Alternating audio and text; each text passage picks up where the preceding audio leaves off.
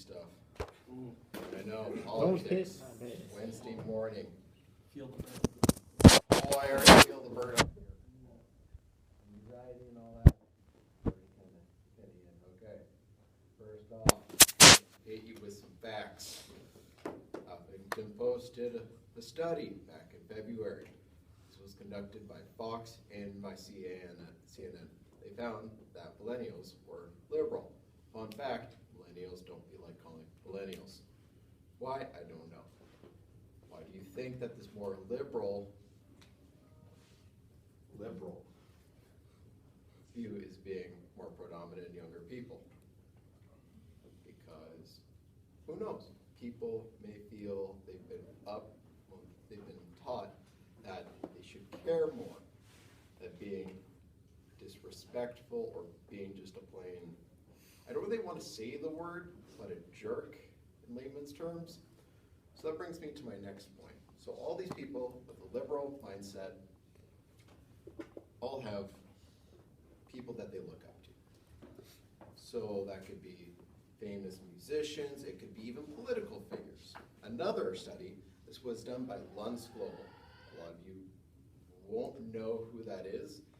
He is a political consultant, and what they do is they send out polls to a bunch of people following a political party, and they see how you would react to certain things, or they see what your opinion or your views are. So he was conducting it on the ages of 18 to 26. And what he found was 31% of people wanted to meet Bernie Sanders. Surprising, he's more of the middle, but a lot of his ideologies are more liberal and left-wing. Next, Barack Obama, which America deems as a progressive. Now this is progressive. They say him being a progressive person is something that they can relate to. Same with Bernie Sanders. Third on the list is Hillary Clinton. Yeah, she isn't really left-wing, but she claims to be left-wing. My reasoning behind this is she doesn't want to do a lot of the things a left-wing ideology or view may be. That might be breaking up the big banks, giving tax cuts to lower and middle income. I'm pretty sure everyone here wants them to make a little bit more money, while Mr. CEO is making 250 times your wage.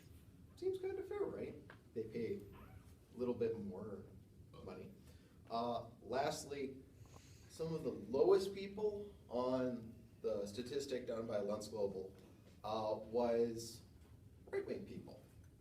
They view that younger generations couldn't really relate to them as they were kind of older white dudes that just didn't like people pretty much. They liked their rich friends in them. Younger generations typically don't like that, and the best part about younger generations is we decide the future. We are starting to be a bigger populace than other generations. People might argue, well, there's the baby boomer generation that are old and all that. We're actually starting to approach a populace where we're actually bigger than the baby boomer generation. This has been shown by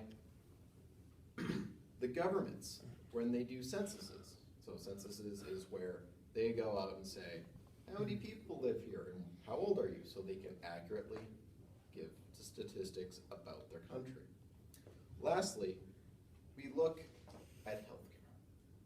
Healthcare, everyone likes healthcare. No one likes to break their arm and then pay a couple grand to fix their arm.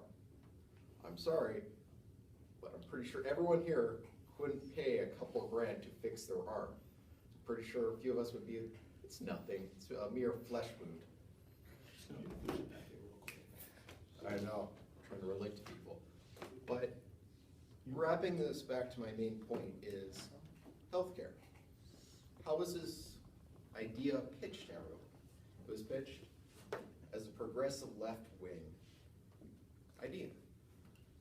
Pierre Trudeau introduced this here in Canada. Bernie Sanders is trying to introduce a similar single-payer-based system in the United States. Finland, Sweden, France. All these countries have a single payer healthcare aid. And what is their standard of living? Pretty dang high. What's the life expectancy? Astronomical compared to some. From the World Health Organization, WHO, they actually found that these more liberal countries with healthcare systems have a very higher life expectancy. You can see mid-70s to even mid-80s as an average for life expectancy. This is mind-blowing because the states, with their enormous GDP, that's how much money they bring into their house, they are able to spend on it. They're spending the absolute most, but they don't have the highest life expectancy.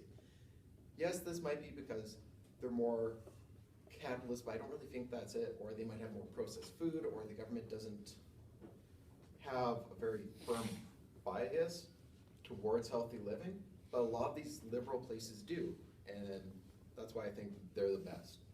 They care for the people